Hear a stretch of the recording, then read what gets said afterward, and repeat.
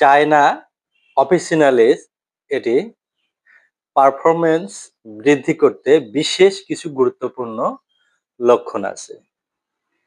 এই ব্যক্তিদের ঘন ঘন স্বপ্ন দোষ বা স্বপ্নে তাদের অতিরিক্ত ক্ষরণ হয়, হইতে হইতে একটা সময়ে দুর্বলতা তৈরি হয়, অথবা অতিরিক্ত মেলামেশার ফলে শারীরিক দুর্বলতা তৈরি হয়।